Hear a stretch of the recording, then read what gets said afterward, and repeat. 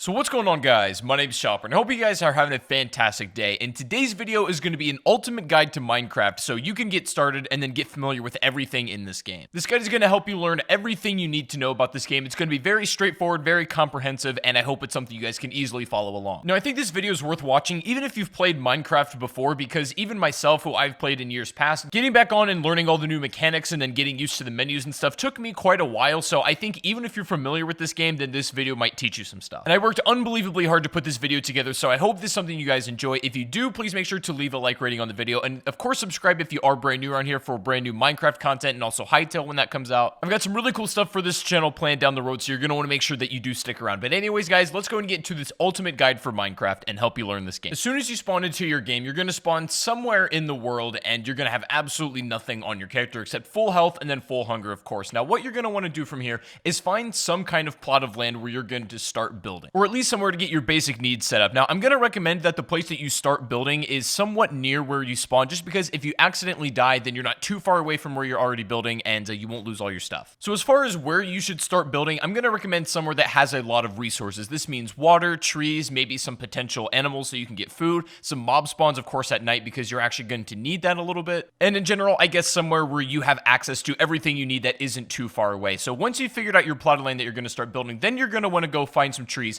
and get wood. Now, you're definitely going to want a little bit of wood, especially when you're starting out, because you're going to need to build a crafting table first of all, and then you're also going to probably want enough to make some sort of little structure, at least for the first night, as you're not going to have a whole lot on your hands because you only have a very limited time to start building this stuff. But once you have some wood, then you can start building your crafting table. Now, this is the most fundamental item you need to build everything else in the game. So you're going to take your wood that you got from the trees, and then you're going to go ahead and build some planks. And you can do this by putting it inside the 4-square grid that's right by your character. And once you have all of your planks built, then you can go ahead and then put them back in that 4-square into a pattern that looks like this, and it should build your crafting table. Pretty straightforward, pretty easy. Now, from here on out, as soon as you place your crafting table down on the ground somewhere, you now have access to all of the craftable items in the game, and the recipes for all these items can be found in this green book, or if you know them by heart, then you won't need the book. Now, as soon as you got this crafting table built, the first item that you're going to want to build yourself, the very first thing you want to go for is a wooden pickaxe. And this is pretty simple to build. You're going to want to make sticks, which is very simple from your planks,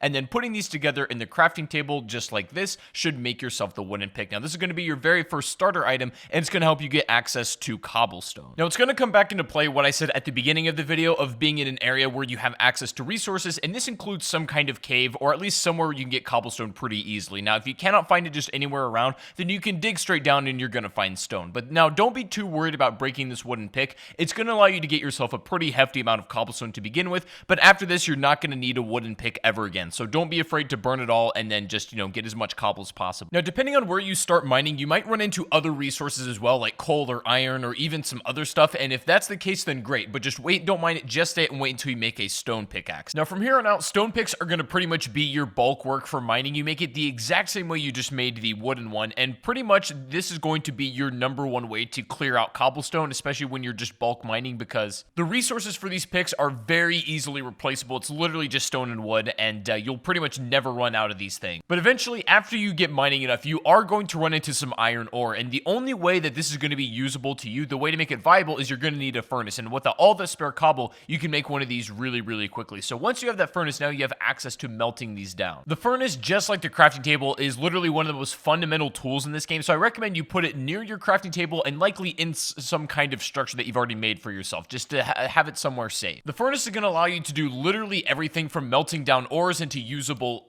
items, and then also cooking food, which is going to give you much more energy than if you were to eat it raw. Sometimes when you're at this point in the game, that's the only thing you have available, and you got to do what you got to do. So it's not like there's never going to be a situation where you have to eat raw meat or you have to eat the rotten flesh in Minecraft, but ideally you want to have it cooked because it's just going to net you a lot more energy and health. So at this point in the game, it's important to protect the resources that you have and then really start to build up where you're going to be staying. Now, what I recommend you do is stock up on a lot of food and then also make a ton of resources in order to build some kind of house. Like normally I just build it out of wood. It's very mobile and you can use this for a lot of things. For example, if you have an excess amount of wood and you're using your furnace and you just don't have enough coal in hand, you can actually burn wood. It doesn't burn nearly as well as the coal does and not for as long at all, but it's still an option if you don't have any at hand. And while you're doing this, it's worth melting down all the iron ore that you have in order to get the ingots because you're going to use these a little bit later on. And for your makeshift safe house, you're just going to want to have something that's tall enough that mobs aren't going to jump in while you're doing this kind of stuff. So maybe be 3 or 4 blocks high will be just fine. And of course, another important thing is you should definitely think about making a stone hoe in order to make an infinite source of food, essentially. Now, I wouldn't waste iron on doing this because, again, these are easily replaceable. You can use wood if you really want to as well. But having a stone hoe and starting out with some wheat seeds that you can get from breaking grass is going to be really beneficial. And also something I strongly recommend is you make a bed at this point, especially if this is where you want to make your spawn point be, because every time you die, instead of spawning where you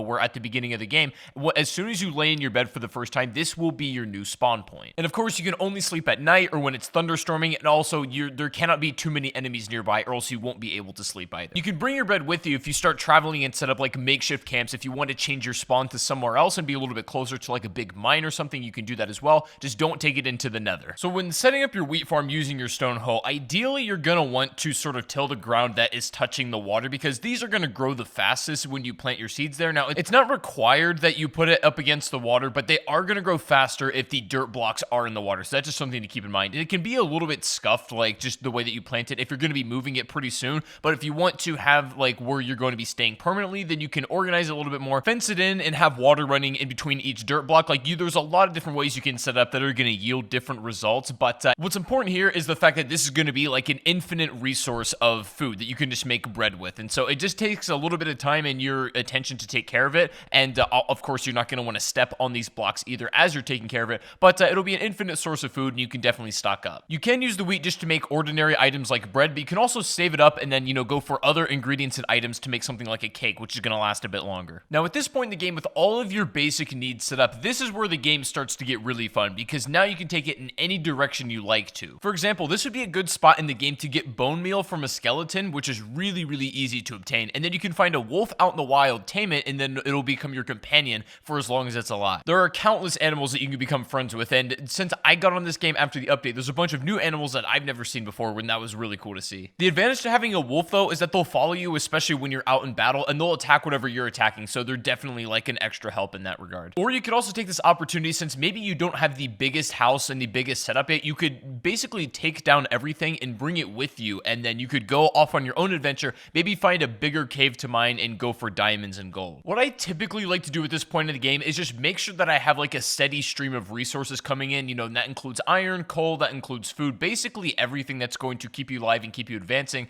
and then also start making moves towards getting some of the rare items in the game, like getting diamonds, and then of course obtaining obsidian. Now, after getting the obsidian material, this is where the game starts to get a little bit more advanced, and at this point in the game, if you've made it this far, then you're probably already familiar with most of the mechanics, and you can pretty much run with it for yourself. And to obtain obsidian, you're going to have to do some pretty extensive mining, so you're going to want to make sure you're well prepared for this. This includes having a ton of torches, a bunch of stone and iron pickaxes, and definitely some swords and armor, which is definitely recommended. When you're trying to mine obsidian, what you're going to notice is when you first come across it, unfortunately, you are not actually able to mine this with your iron pick. You're going to require a diamond pick, and that's going to at least require you to dig far enough down where you're at diamond level, and of course, obtain enough to where you can actually build a pick itself. And so you can also make obsidian if you get a lava bucket, and then you can do it your own with water, but I find it easier just to kind of dig down for it because it's not that hard to come across. And if you run into the situation where you haven't found diamonds by the time you come across obsidian, what I normally do is cut around where I found the obsidian, and eventually you're probably going to run into diamonds, so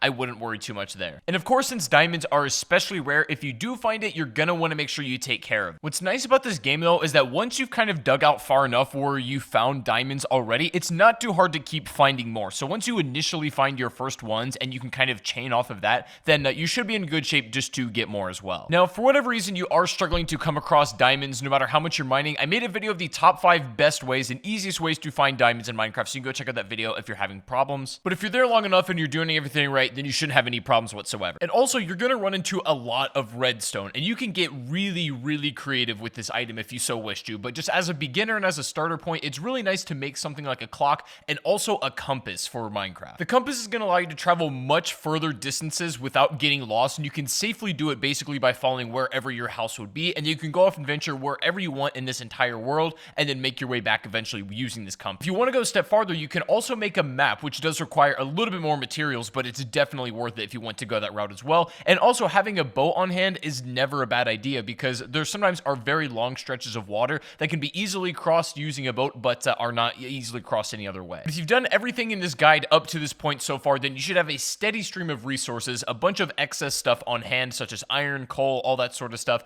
And then you should have all of the basic tools you need to travel anywhere you like, and then a decent house set up as well. And from this point, you pretty much have the freedom to take the game anywhere you like to. You can take your obsidian and set up another portal and then go down that rabbit hole. And if you so wish to, you can work your way all the way up from this point on, all the way to the Ender Dragon if you so wish to go that route, or you can just, have fun, explore, play a little bit more casual route, and just enjoy the game. Either way, this guide was set up to facilitate both styles of play. You can just have fun and just casually play the rest of the match however you like, or you can go for the Ender Dragon and then finish the progression of the game. Either way is going to work, but now you have the tools to go in any direction you like. So anyways, guys, that is going to be the ultimate guide to getting set up in Minecraft in 2019. I hope you guys did enjoy. If you did, please make sure to leave a like, rating, subscribe if you are brand new, and let me know down below in the comment section if there's anything in specific you would like to see me make a video on. I'm going to have some videos about shaders and mods here pretty soon, so stick around for the exciting stuff. But I did want to get this guide out there for a lot of people who are just jumping back into Minecraft after a long time, or maybe have never played this game before and are just wanting to get a grip on and understanding on everything. But let me know your guys' thoughts in the comment section down below. Thank you guys for watching once again, and I'll see you all on the next stream or the next video. Take it easy, guys, and peace out.